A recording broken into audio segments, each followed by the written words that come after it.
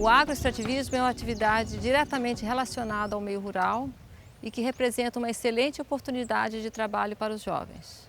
Entre as ocupações e as atividades de trabalho dentro do agroextrativismo estão os trabalhadores em cultivos regionais, como a produção de flores, de frutas e de hortaliça, a criação de pequenos animais, como a criação de abelhas ou a criação de aves, o extrativismo florestal para a produção de mudas, para a recuperação de áreas degradadas ou até mesmo para a produção de madeiras, e o artesão regional, que pode trabalhar na produção de artesanatos utilizando palhas, sementes ou até mesmo na produção de conservas de alimentos.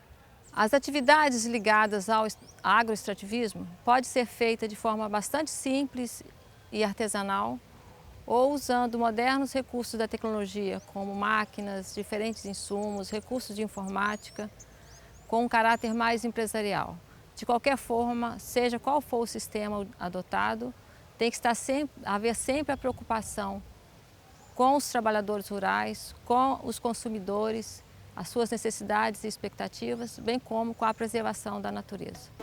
Da natureza para o seu dia a dia, tudo fresquinho. Hoje a gente vai conhecer uma atividade que oferece várias oportunidades de trabalho. Você vai ver a criação de aves e conhecer sobre o fantástico mundo da apicultura. Aprender sobre o extrativismo florestal e como utilizar a fibra da bananeira para o artesanato. E ainda saber como transformar em conserva os alimentos da floresta ou da sua horta. Quando a gente vai começar um trabalho com agricultura ou com extrativismo, a primeira preocupação que se tem é com o ambiente em que as plantas vão crescer. Tanto o cultivo de frutas como a maior parte do cultivo de hortaliças são feitos na terra. Por isso é preciso conhecer bem o solo e a sua relação com as plantas. E a produção de mudas é muito importante para garantir uma lavoura de boa qualidade, produtiva, sem pragas e doenças. E uma das maneiras de conservar essas mudas são as estufas cobertas.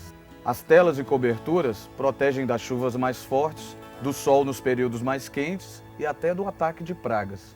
A gente está numa área de produção de mudas, né? Uma estrutura feita para isso, a gente chama de viveiro, a gente pode chamar até de berçário, onde as mudinhas são preparadas, né? Aqui se optou por utilizar uma estrutura mais barata, com material alternativo, um material mais rústico, né?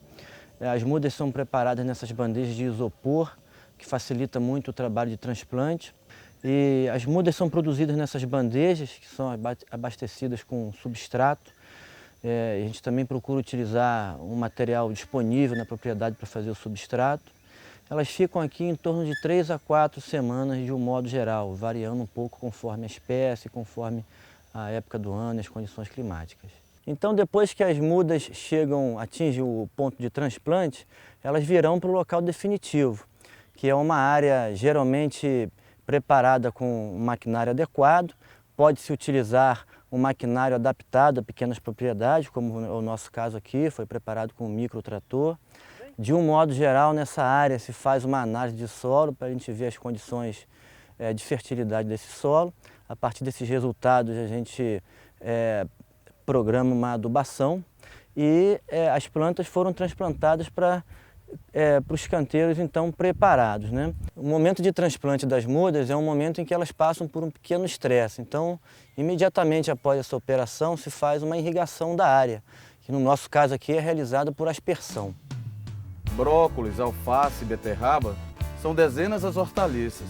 De algumas consumimos apenas as flores, como é o caso da couve-flor. De outras, apenas os frutos. É o caso do tomate, do pimentão e da vagem.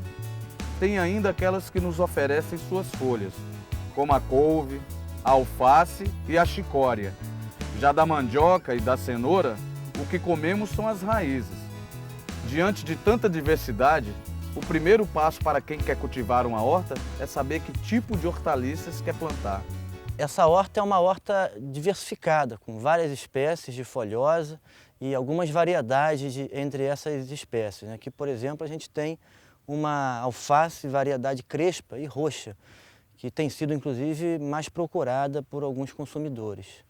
É possível se aproveitar espaços para o cultivo misto, onde no mesmo local se cultiva simultaneamente espécies de hortaliças, espécies anuais, frutíferas e plantas que ajudam a compor a paisagem e a biodiversidade e também servem como plantas adubadeiras. Como aqui que temos o exemplo de um consórcio com cúrcuma, banana, acerola, limão Tahiti e gliricídia. Um fator importante na produção de hortaliças é a quantidade de água presente no solo. Ela tem que ser farta e de boa qualidade. É por meio da água que as raízes absorvem os nutrientes presentes no solo. Então, nas áreas que são irrigadas, é importante que não haja encharcamento, Ao se identificar excesso de água, acúmulo de água em algum ponto da área, tem que se providenciar valetas para que a mesma seja drenada. Tão importante quanto preparar bem o solo para o plantio é reconhecer e combater as diversas pragas e doenças que podem causar danos às plantações. O nome praga é dado aos insetos que atacam as plantas, alimentando as suas folhas, flores, brotos, caules e raízes. Para se manter a população desses insetos que são desejáveis, que são benéficos, como os polinizadores, existem alguns procedimentos que podem ser adotados, como a manutenção da biodiversidade, plantio de espécies que produzam flores, enfim. Outros procedimentos também podem ser adotados para se minimizar os problemas com pragas e doenças, como a adubação equilibrada e o não uso de agrotóxicos, que causa um desequilíbrio na fauna como um todo, o que pode acarretar, inclusive, novos problemas de pragas e doenças. Agora que a gente já aprendeu a como cultivar e manter uma horta, vamos à nossa segunda ocupação, o extrativista florestal de produtos regionais. O Brasil é um país de enormes dimensões. Nós possuímos dimensões chamadas dimensões florestais. O Brasil é um país de vocação florestal. Nós possuímos um território de 850 milhões de hectares, onde mais de 500 milhões de hectares são cobertos efetivamente por florestas. Nós possuímos uma série muito grande de terreno cobertos por florestas nativas e também áreas enormes cobertas por plantios florestais, plantios de pinos, plantios de espécies de eucaliptos, que são fornecedoras de matéria-prima para uma série de indústrias e processos. Dentro dessa história da floresta fornecer matéria-prima para indústrias, para processos produtivos, nós possuímos uma divisão entre a madeira, principal produto florestal, e produtos florestais não madeireiros. A gente vai falar um pouquinho do consumo de madeira para processos industriais e produtos que utilizam a madeira como matéria-prima. Então, as florestas são geradoras de madeira na forma de madeira serrada para utilizações na construção civil, habitações, esquadrias, ou seja, portas, janelas, produtos de madeira de suporte à construção civil. Indústrias como a indústria moveleira é uma grande consumidora de madeira, a indústria siderúrgica, a indústria de celulose e papel, um grande consumidor de madeira, uma das maiores indústrias do mundo de celulose e papel, são baseadas em florestas brasileiras de eucalipto e pinos, ou seja, a gente possui uma grande quantidade de indústrias nesse segmento. Enfim, a floresta é geradora de empregos, oportunidades e atividades ligadas à extração de madeira. O extrativismo da madeira é uma prática bastante antiga. Durante muito tempo, florestas inteiras foram devastadas sem planejamento. E a natureza não teve o tempo suficiente para se renovar. Por isso, o manejo florestal é tão importante nos dias de hoje. Existem selos ou certificados que comprovam e garantem que a madeira que está naquele produto que está sendo consumido foi produzida ou extraída da floresta segundo um sistema de plano de manejo florestal sustentável. O selo mais utilizado é o selo da FSC, que é um comitê administrativo que atua em uma série de países e que comprova, registra e fiscaliza a origem da madeira e também de outros produtos florestais. Então, quando a gente vai a uma loja adquirir um móvel de madeira, por exemplo, e esse móvel possui o selo da FSC, a gente tem como saber ou como confirmar que aquela madeira foi extraída de forma racional e que não prejudicou a floresta em sua sustentabilidade.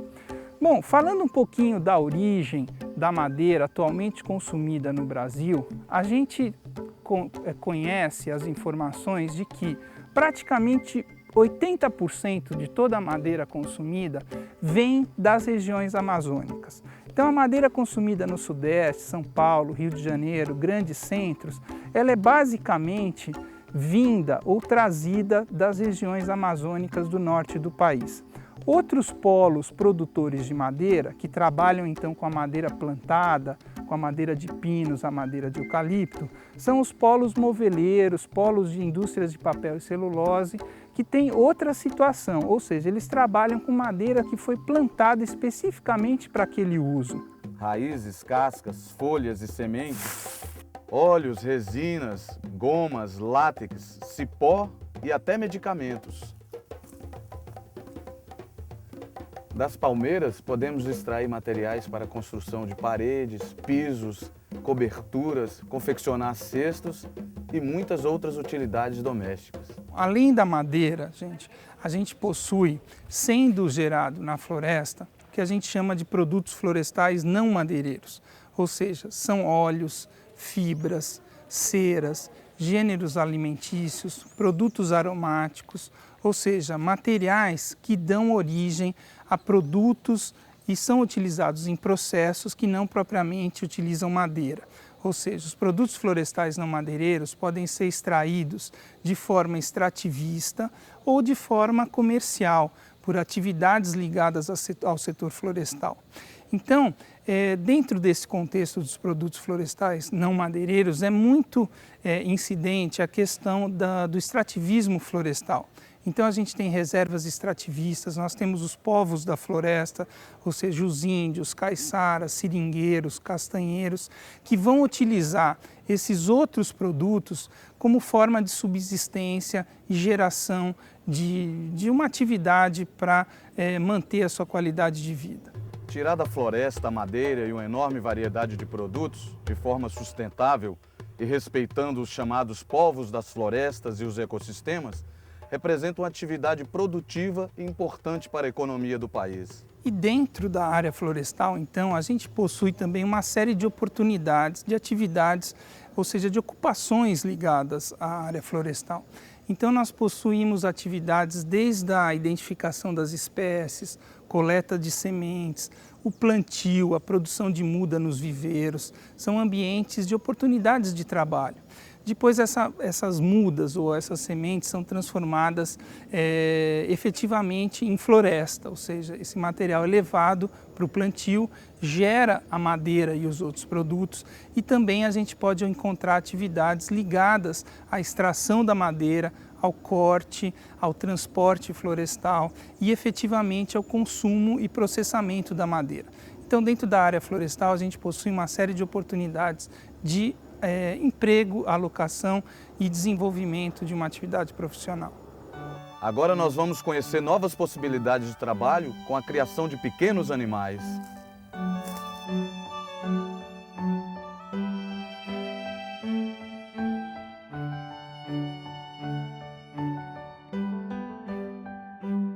A apicultura é a criação de abelhas para a produção de mel, cera, própolis e geleia real. No Brasil, a abelha criada pelo apicultor é a Apis mellifera, também chamada de abelha africanizada. Todo cuidado é pouco na hora de manejar abelhas africanizadas. Seu veneno é altamente tóxico e pode até matar. A criação de abelhas deve ser feita em local isolado para evitar a entrada de curiosos. Em caso de acidentes, a vítima precisa ser removida imediatamente para um hospital. A apicultura trata-se da criação das abelhas melíferas, conhecidas cientificamente como Apis mellifera. Apis mellifera é uma abelha exótica que foi introduzida no século XIX no Brasil através dos colonizadores europeus. Ela inicialmente se desenvolveu através da criação artesanal. ela sofreu algumas dificuldades frente às abelhas silvestres já existentes no Brasil. Logo depois, então, na década de 50, foi introduzida a raça africana, por ser mais aclimatada às condições brasileiras. E a abelha africana se miscigenou com as abelhas europeias já existentes no Brasil e então formou a abelha africanizada. A abelha africanizada ocupou todas as Américas, América do Sul, América Central, América do Norte, em cerca de 60 anos. E se tornou um dos maiores criações já vistas no mundo, por causa de ser uma abelha totalmente diferente e adaptada às condições tropicais. Em decorrência dessa ocupação, o Brasil se tornou o 11º produtor mundial de mel. No campo, as abelhas forrageiam o néctar, o pólen, as resinas, a água e outros recursos que existem na natureza. E na colmeia, elas processam diversos produtos para garantir a sua sobrevivência. Olha só que lugar perfeito para a criação de abelhas. É aqui que elas vêm buscar o néctar para produzir o mel. Um campo florido é a garantia de alimento e abundância. Uma boa região para a apicultura tem mais de 2 floradas ao ano. Se é bom para a gente, que dirá para as abelhas? Hoje a apicultura se tornou um agronegócio devido à gama de produtos decorrentes das suas produções. Então nós temos o mel centrifugado, nós temos o mel em favo, nós temos a cachaça, o vinagre do mel, nós temos os sabonetes do mel ou de outros produtos como a geleia real ou então no sistema artesanal. Nós temos a famosa própolis. A própolis hoje coloca o Brasil como alimento, como medicamento. Hoje ele é considerado pelo Japão como vamos dizer assim, uma substância milagrosa devido à sua flora. Nós temos as pomadas de própolis e de apitoxina. Enfim, estão surgindo várias outras possibilidades que a indústria vai estudando e lançando também. Como alimento, esse é um produto também que necessita controle de qualidade, para que a gente possa garantir que esse produto que foi inicial mantenha sua qualidade até o consumidor. E há uma necessidade de um exame laboratorial para detectar problemas decorrentes do manejo no campo. Aqui nós vamos saber mais sobre outra criação de pequenos animais, a avicultura, ou criação de aves. Mas antes é preciso decidir, o ovo ou o frango? Algumas raças são boas, tanto para corte como para a produção de ovos. Se você pretende começar um negócio, o melhor é entender bem sobre o assunto. Agora vamos ver algumas dicas de como preparar e conservar um aviário. Bom, o ovo, sem dúvida nenhuma, é um alimento de excelente valor nutricional. Toda vez que a gente quer comparar a proteína de algum ingrediente com uma proteína padrão, é com a proteína do ovo que ela é comparada. Ele tem que ser consumido, deveria ser consumido uma quantidade muito maior no Brasil, o consumo em países desenvolvidos é muito maior. E a gente consome os ovos in natura, mas também consumimos uma grande quantidade de ovos nos alimentos, né, que são processados aí pela indústria devido às suas características de agregar, formar espuma. Então ele é muito utilizado tanto em receitas doces como em receitas salgadas. Nós temos que produzir então esses ovos. Mais uma vez, a avicultura brasileira ela é uma avicultura de referência. Nós somos grandes produtores e exportadores de ovos e também produtos de ovos. E o produtor tem que decidir se vai produzir os ovos então num sistema convencional ou num sistema agroecológico.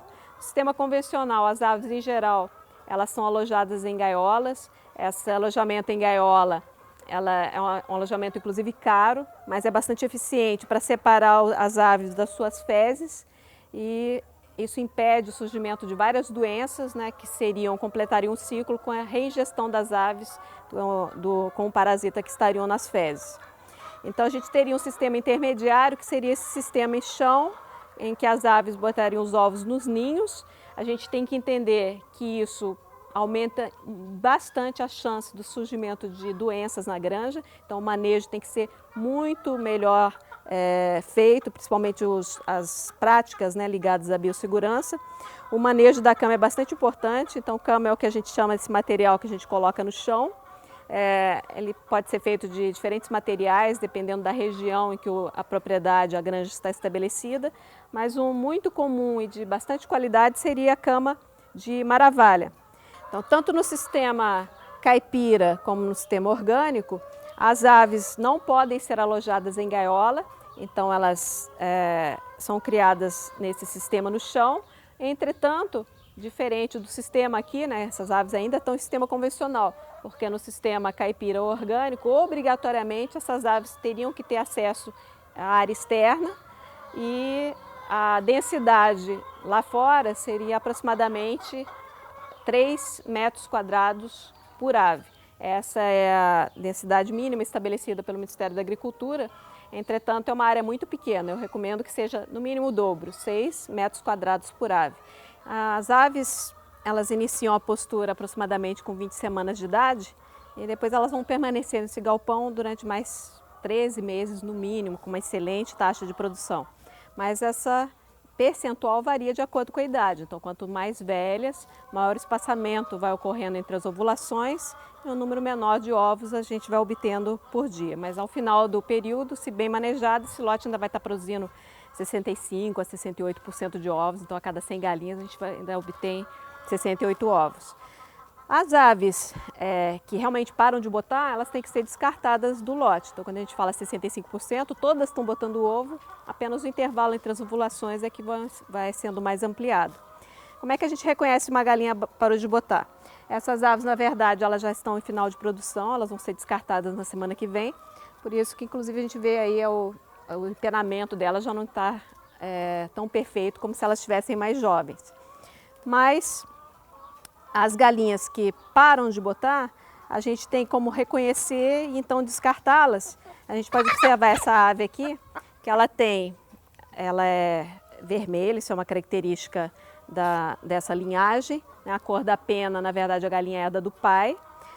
Essa é uma galinha, uma híbrida, a mãe dela é uma raça de penas brancas, por coincidência, que é uma excelente produtora de ovos, que é a Leghorn branca, e o pai é alguma raça semi-pesada, que foi utilizada nesse cruzamento justamente para a produção de ovos de casca escura, para atender um segmento de mercado que tem interesse em comprar ovos de casca escura.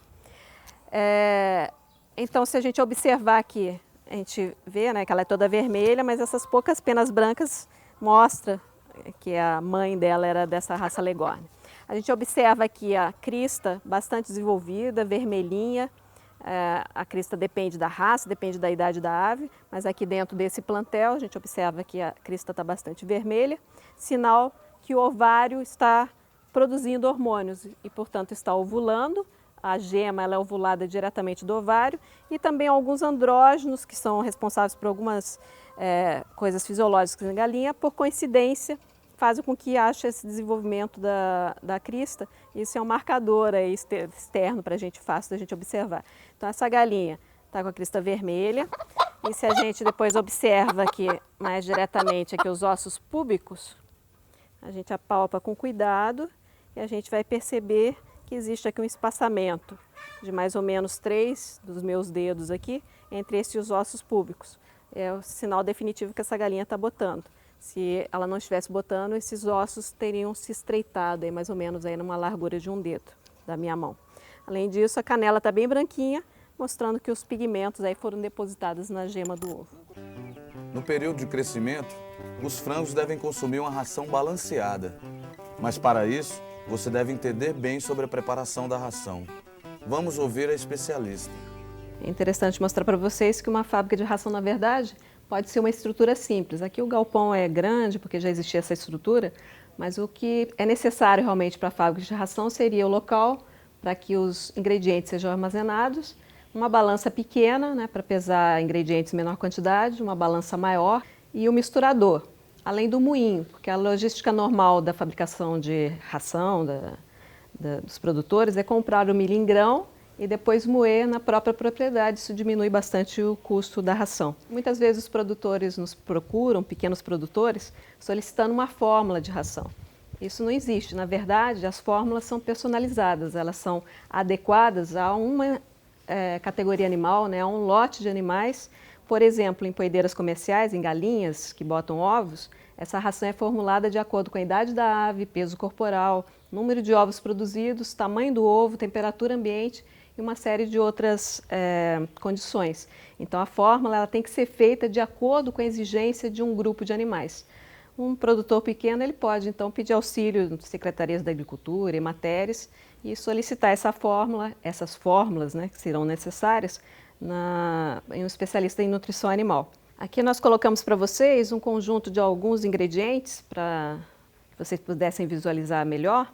Importante dizer que eles não são todos obrigatórios uma determinada ração e muitos outros ingredientes podem compor a ração também. Cada ingrediente tem um valor nutricional, existem ingredientes que são mais adequados para algumas espécies do que para as outras espécies, então por isso que na formulação tudo isso é levado em consideração para que todos juntos, né, essa mistura seja adequada a atender às exigências nutricionais dos animais. Para um pequeno e médio produtor, o necessário na verdade para fabricar até uma quantidade expressiva de ração seria a balança, o moinho e um misturador. Aqui nós temos uma estrutura um pouco maior que facilita a fabricação de uma quantidade maior de ração, porque o milho ele é jogado aqui nesse compartimento, ele é levado aqui por um elevador chamado elevador de canecas, ali é feito um movimento para a retirada de sujidades, palhas, aí o milho é moído, e ele é estocado nesse silo. E aí a presença dessa balança, que é exclusiva para a pesagem desse ingrediente, também facilita bastante a operação e a logística aí da fábrica de ração, porque daí já é pesada a quantidade específica para a ração que está sendo fabricada e o milho é lançado mecanicamente já ao misturador, se evita o trabalho, né? Se jogar essa grande quantidade desse ingrediente, que é o que nós vamos fazer daqui a pouco com os demais ingredientes. Esse misturador, então, ele funciona um sistema bem simples, é um sistema de rosca. Todos os ingredientes que são lançados aqui, eles são levados então a esse compartimento e ele fica então misturando a quantidade que nós definimos como importante, né, necessária para que essa mistura seja feita de forma homogênea. Em geral, 10 minutos é suficiente para que essa ração esteja já misturada e pronta aí para ser ensacada. E na hora de vender os ovos e os frangos produzidos? Os ovos são de fácil comercialização. Pequenos mercados, mercearias, padarias e confeitarias são potenciais compradores dos ovos produzidos na sua granja. Com o frango acontece a mesma coisa. Os pequenos produtores podem vender os animais ainda vivos para abatedouros, restaurantes, feiras, mercados e mercearias. Olha só quanta coisa bonita tem por aqui. Todos esses produtos vieram da natureza, com a ajudinha extra de mãos habilidosas, é claro. A oferta de matéria-prima é grande e com alguma imaginação é possível criar artigos de moda, objetos de artes e utensílios domésticos maravilhosos. Atualmente, mais de 8 milhões de pessoas vivem de artesanato no Brasil. É uma importante fonte de renda e de expressão cultural. Transformar a fibra de bananeira em artesanato é um bom negócio. A boa qualidade, a cor, o brilho e a textura dos artigos de palha e de fibra de bananeira garante uma boa aceitação no mercado. E o melhor, é uma atividade ecologicamente sustentável.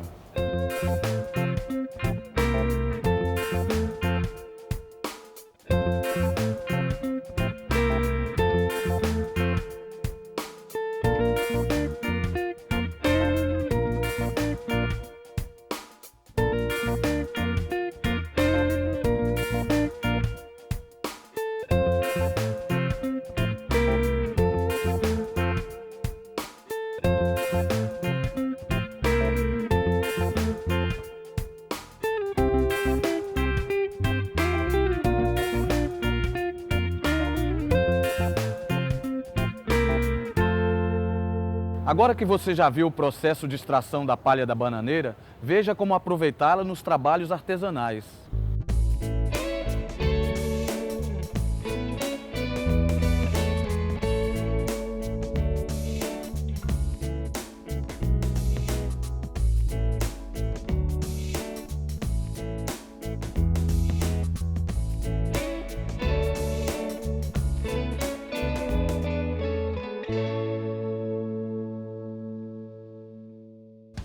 O artesanato não está restrito a produzir utensílios domésticos e bijuterias. Muitos outros produtos podem ser feitos artesanalmente. As frutas e legumes, por exemplo, podem estragar rapidamente se não forem consumidas a tempo. Mas a utilização de compostas é uma forma de conservar os alimentos. A nossa proposta é mostrar as etapas do processamento artesanal de conservas de legumes. Para isso é necessário que se utilize legumes frescos, tenros, em bom estado de conservação. Nós podemos utilizar pimentão, chuchu, cenoura, pepino, couve-flor e cebolinha. A primeira etapa, então, do processo é a lavagem e a sanitização das hortaliças. Em seguida, imergidas em água clorada, preparada com 100 ppm de cloro livre. A sanitização deve ser realizada com todos os utensílios da produção. A etapa seguinte é com relação ao descascamento e o corte dos vegetais. Deve ser feito com muito cuidado para haver uma perda mínima de polpa nas cascas. Agora está se procedendo o corte dos vegetais. Essa etapa deve ter o corte uniforme para não comprometer a apresentação final do produto. Essa é a etapa do branqueamento, onde os vegetais são colocados em água fervente e deixados por aproximadamente 2 minutos. Após 2 minutos, os vegetais são retirados e imersos em água fria para proceder ao resfriamento. É necessário ainda realizar a higienização dos vidros. Essa é a etapa de preparação da salmoura ácida, onde mistura-se água, vinagre e sal. Essa etapa realiza-se o acondicionamento dos vegetais no interior dos vidros já higienizados. Pode-se utilizar hortaliças de um só tipo ou uma combinação delas. Agora, a salmoura será adicionada ao vidro até a cobertura dos vegetais. É necessário deixar um espaço de aproximadamente 1 centímetro abaixo da tampa. Na exaustão, os vidros são colocados em água fervente para a eliminação de bolhas de ar. Após a exaustão, os vidros serão fechados com tampa metálica já higienizada e imersos em água fervente durante 30 minutos para a realização da pasteurização. Ao final do processo de pasteurização, os vidros devem ser retirados e colocados lentamente numa água morna para proceder ao processo de resfriamento. Deve-se deixar um filete de água correndo para facilitar o resfriamento das embalagens. Para finalizar o processo, as embalagens devem ser secas e rotuladas. Bem, agora as conservas estão prontas, mas lembre-se que a etiqueta deve conter uma série de informações: nome do produto, peso, ingredientes, data de fabricação e validade, nome e endereço do fabricante, número do lote e informação nutricional. Quando o artesão se organiza em associações, cooperativas, por exemplo, encontra suporte para aumentar sua produção, melhorar a qualidade de produtos e aumenta a possibilidade de comercialização. Pense nisso e boa sorte! Esperamos que vocês tenham gostado deste vídeo. O importante é destacar que o que aqui foi falado é apenas o começo, que várias outras informações podem ser obtidas em livros, revistas, em programas de televisão, até na própria internet. O importante é estar sempre procurando a sua oportunidade e a realização dos seus sonhos.